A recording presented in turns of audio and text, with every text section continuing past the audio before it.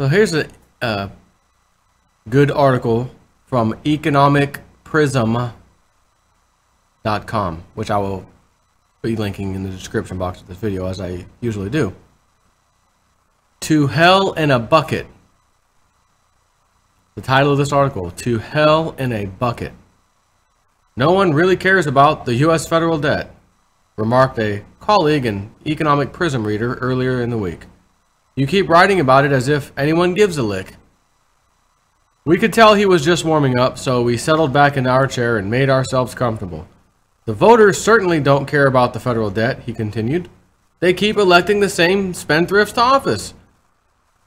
And the politicians know the voters don't care.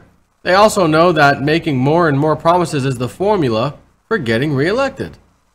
Deep down, the aging masses know they need massive amounts of government debt to pay their Social Security, Medicare, and disability checks. On top of that, many of these so-called gainfully employed are really on corporate welfare. They hang on to their hats on government contracts to fund their paychecks. You know as well as I do. Hold on. You know as well as I do, this crazy debt-based fiat money system works. The debt must be perpetually increased, or the whole financial system breaks down. The best we can hope for is that the ongoing currency debasement merely leads to a subtle erosion of living standards. That's the best case scenario. But again, no one except maybe a handful of your readers gives a rip about the federal debt. Plus, if you're going to keep writing about it, you need to use better terminology. The federal debt has grown at such a rapid rate that standard dollar units no longer capture what's going on. The debt numbers are so large, it is difficult to distinguish between hundreds of billions and tens of trillions of dollars. So the next part of this is titled Going Broke at Mach 30. For better perspective, let me hang on. It's starting to rain. The kids are out in the yard helping clean up with the golf cart. They're actually riding it around. I'm going to pay them some money, of course, to clean up the yard from some of the smaller debris and stuff. And I told them to make sure you take the golf cart inside if it starts raining. And it's starting to rain, so just stand by 1 second. And I'm back. And guess what I found? They're still out there in the rain with the golf cart, cleaning up debris. Guys, remember what I said? If it starts raining, put the golf cart away. Put it back in the garage. So they did. They're in their bathing suits, so they don't really care about the rain. They're jumping in the pool. You know, they're getting hot and sweaty, cleaning up. Jump in the pool, come back outside, clean up a little bit, drive the golf cart around, helping them clean up. See, I told y'all that golf cart would be used pretty quickly. Put that back seat down so it's nice and flat, little, you know, not trailer, but a little dump area, whatever you want to call it. And loading up all the debris. I got a big old burn pile on standby. And I'm trying to think, this may in fact be the first time in my life of owning a property that I'm going to have an actual big old burn pile to set on fire, like they do out in the country. I do know how to manage a fire, of course, but it's just interesting. You know, you live in the city, you ain't setting up burn piles. Come on. What's the maximum amount of limbs and stuff that's gonna fall on your property? You know, a little eighth of an acre we all live in. You know, nonsense. So anyways, got a pile. It's now wet. Of course, I'll have to let it dry out, whatever, over the next few days and set that bad boy on fire. And I thought, you know what? Hey kids, want to have a little marshmallow and s'mores? Let's go. Except I got a sneaky suspicion that that bonfire is going to be so big and powerful, you ain't going to be able to get too close to that sucker. So they're going to have to get in the very beginning. Anyways, back where I was. Going broke at Mach 30. For better perspective, you need to describe the debt growth in astronomical terms. You see, astronomers use light years to adjust for large distances. A light year is its name suggests. Is the distance light travels in 1 year.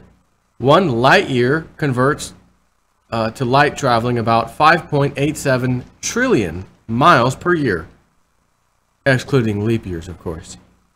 You noted that since President Obama took office in early 2009, at or about the American Recovery and Reinvestment Act was passed, about that time, the U.S. federal debt has increased from 10.6 trillion to nearly 20 trillion. Well, you were wrong. In the several days since you wrote this article, did you see the federal debt jump to over 20.1 trillion? Apparently, after Congress suspended the debt limit last Friday, the Treasury went ahead and reported the $300 billion of off-balance sheet spending they'd run up over the last 6 months since hitting the debt ceiling in March.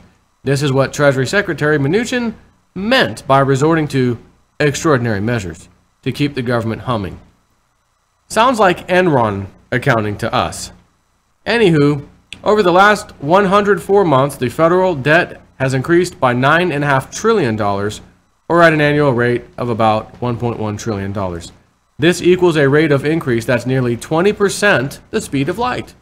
This also pencils out to $34,880 of new debt per second.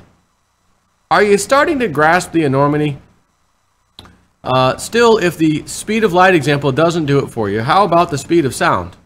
When Chuck Yeager first outran sound, he reached what was called Mach 1. That equals 767 miles per hour, or 1,125 feet per second. So at $34,880 of new debt per second, the federal government is running up the debt at speeds that's over Mach 30. Let me make sure, make sure my sound was still recording. I just got a little USB warning. Make sure the old mic or something didn't cut out.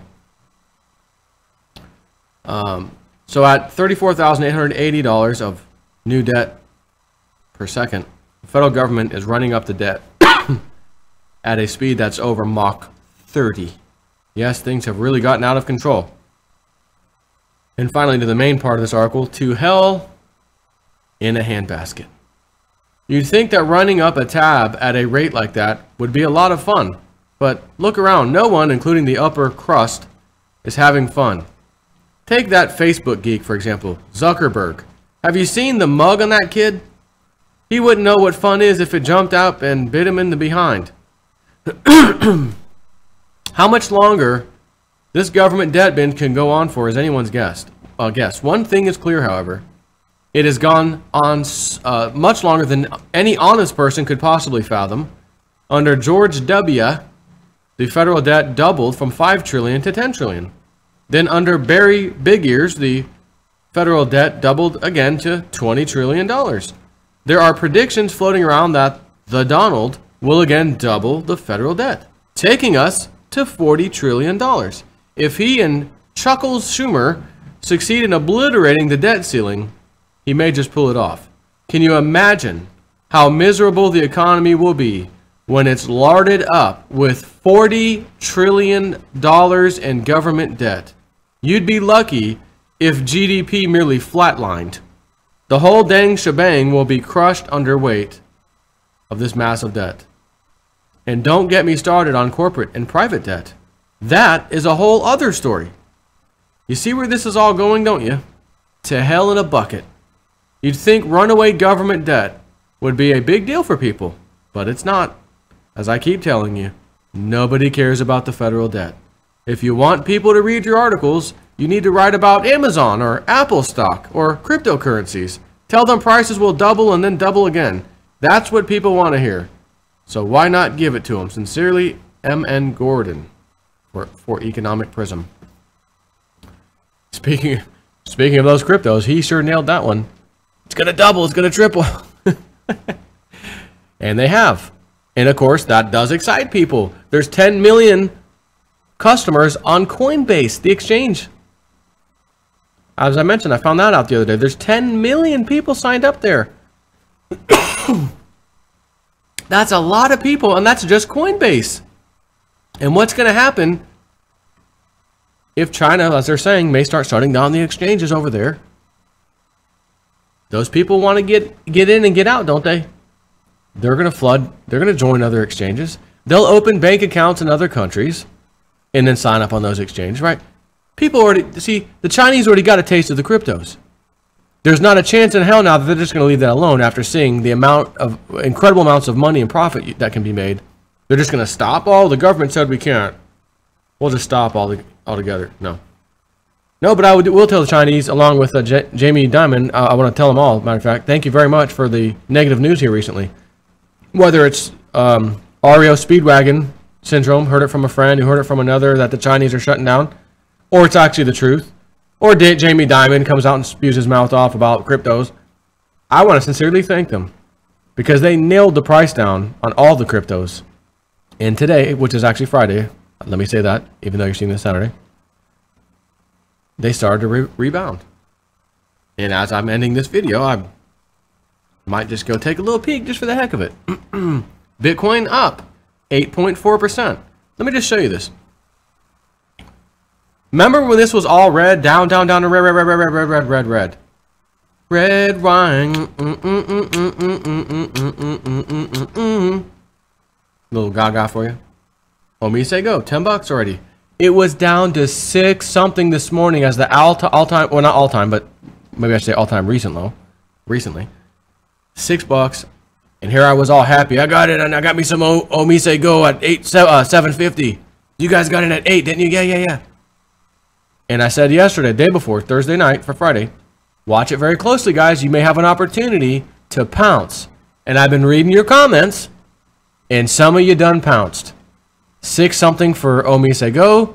Some people were in at Litecoin, which is right here. Now $48. They got in at 36.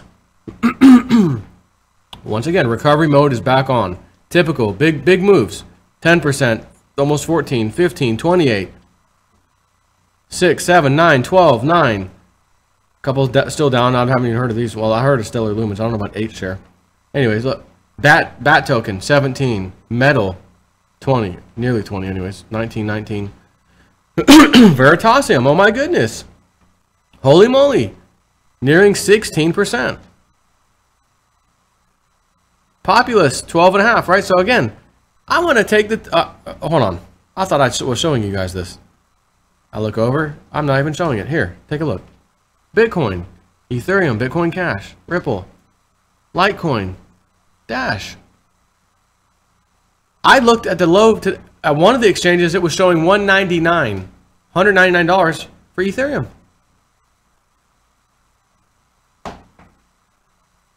Omise Go, there it is, $10. If you got in at 6 and some change today, yes, it now went to $10.01 in the same freaking day. That is not quite. What is that? About a 40% move or so. That is massive if you got in at the low. And that's the key. But again, back to recovery mode. That's all that all it was. So speaking of his last statement there, if you want people to read your articles, you need to write about Amazon or Apple stock or cryptocurrencies. Tell them prices will double and then double again. That's what people want to hear. So why not give it to them? Well, Economic Prism, you don't have to give it to them. I, JSnip4, will and have been. And we're making people filthy rich in some instances, as I've mentioned, and I'll keep mentioning it. 53-year-old woman, Joe. I've jumped in on like 3 or 4 of the best moving ones that you guys talked about. I'm now retiring. Everybody at work is jealous. They're upset. They're envious because I'm leaving. I'm retiring. I got over $1 million now, thanks to following those ones you were talking about, you and Cliff. She shared the email with us, both of us. I freaking love it.